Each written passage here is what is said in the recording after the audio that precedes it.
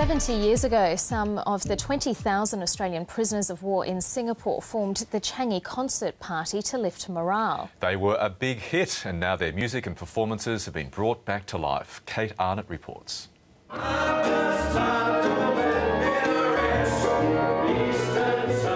The songs were vitally important. They reflected what was going on in the camps. They reflected the hopes, dreams and aspirations of the men.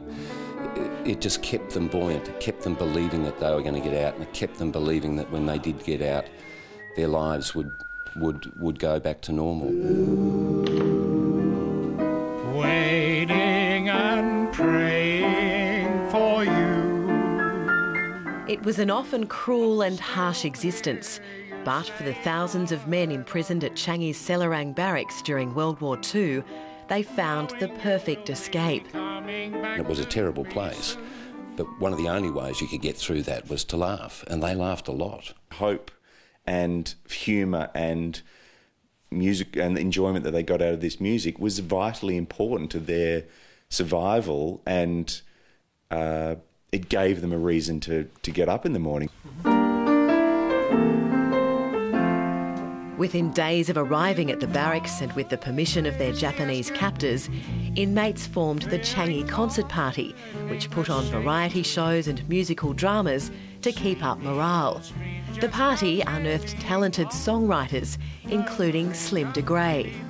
I was an entertainer, a writer and a songwriter, and I worked very hard with all the other guys putting on shows, which was wonderful because the Japs forgave us any other duty. We just put shows on.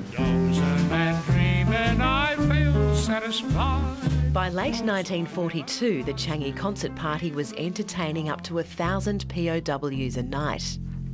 The guys in Changi were marvellous. They were captive. We got them, you know. They couldn't walk out. They had to listen, and they wanted to because there's nothing else to do.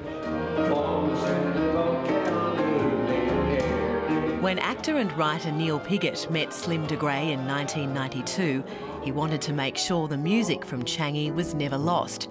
So the following year, they recorded the Changi Songbook. Neil Piggott has now put together a concert to further revive the Changi spirit, and it's designed to look like the real thing.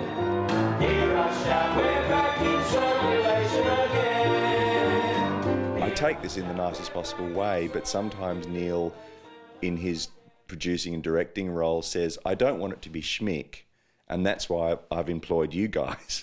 So, but I really appreciate where he's coming from, because he wants it to be laconic and a little unrehearsed and a little rough around the edges, because that's how they would have done it. Learning about the lives of the prisoners of war has been an eye-opening experience for the cast.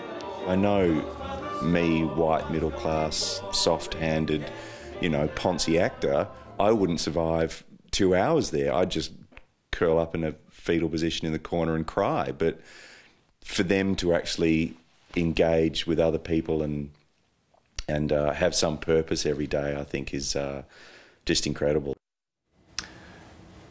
And that report put together by Kate Arnott.